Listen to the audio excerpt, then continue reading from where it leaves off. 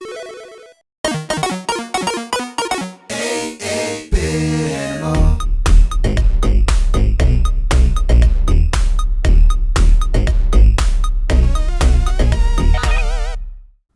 you doing, good people? This is the 8-Bit Animal. Let's take a trip back to the 80s, to the arcades.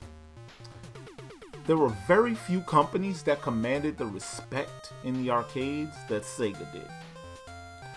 Along with companies like Taito and Midway, if you saw a Sega arcade cabinet in an arcade, you knew more than likely you were going to get something good.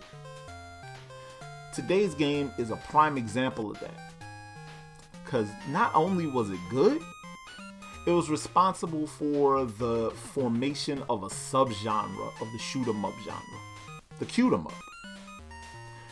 And in 1989, this game got ported to the NES.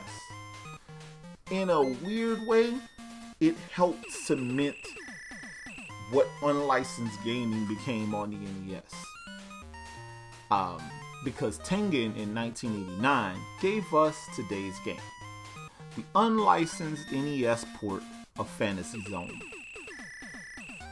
Now, Fantasy Zone was released on the Famicom, and it was developed and published by Sunsoft. And I want to say that Sunsoft had a license. That version was okay. But in the US, Tengen did not have a license because Tengen was the home console subsidiary of Atari. And Atari was looking for a workaround because Nintendo wouldn't let them play ball. This was another example of that hubris that led to the creation of the PlayStation. But that's another story for another time. Tengen released a bunch of unlicensed games because they found a workaround to the lockout chip that kept a lot of people from playing with the NES if they weren't allowed by Nintendo.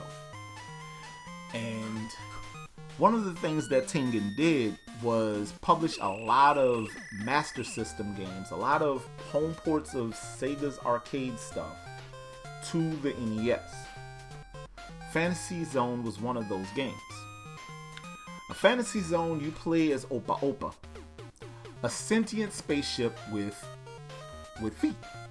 If you fly around a level and you get to the bottom of that level and you start walking and you get low enough to the ground, Opa Opa will start walking along the ground. It's weird. It's very, very weird because it looks like it has human feet. But that's all besides the point. You fly around, you shoot up these enemies, and you shoot enough of the enemies and a boss comes out, and that's where these big bosses come from that you fight. Also, during the course of a level, you can shoot down the right enemies or shoot down enough enemies and a shop will appear. That was a new thing for arcade games at the time, and it was also a very cool thing to happen on the NES version of Fantasy Zone, because it was something that I want to say, actually it hadn't happened yet. We didn't get Clash of Demon Head, I think, until after this came out, so this was probably the first game with the in-game shop that randomly popped up during the game. That wasn't an RPG. This game features a lot of different weapons, a lot of different enemy patterns, stuff like that, and it's all bright and colorful and fun and cute, but it's not easy. Nobody ever said that a game had to be easy if it was cute. Look at the US, well, actually look at the Mario game that we didn't get in the US until 1993, 94, around that time. Fantasy Zone is a difficult game, but oh boy, is it fun. And if you like shmups and you enjoy classic style shmups that aren't bullet hell shooters, you'll thoroughly enjoy this one. It's actually pretty accurate to what we got on the Master System. They both look very, very similar, and it's a lot of fun. I thoroughly enjoy Fantasy Zone. Home versions, the arcade version of it. There's the sequel that I never knew existed until a Sega Genesis collection. It's just a lot of fun, and this series is a lot of fun. It's something that Sega should probably revisit. Now, here goes the fun part. If you decide you want to get a copy of the unlicensed Tengen NES cart, you're going to pay about 30, 35, maybe 40 bucks for it. It never was that expensive. Well, no, it was about 25 bucks at one point.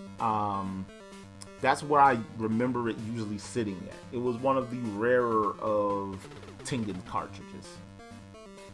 But yeah, once again, this is a fantastic video game, and I thoroughly enjoy it, and I thoroughly recommend it wholeheartedly. You should definitely check out Fantasy Zone. This has been the 8-Bit Animal, and I'll catch you beautiful people tomorrow.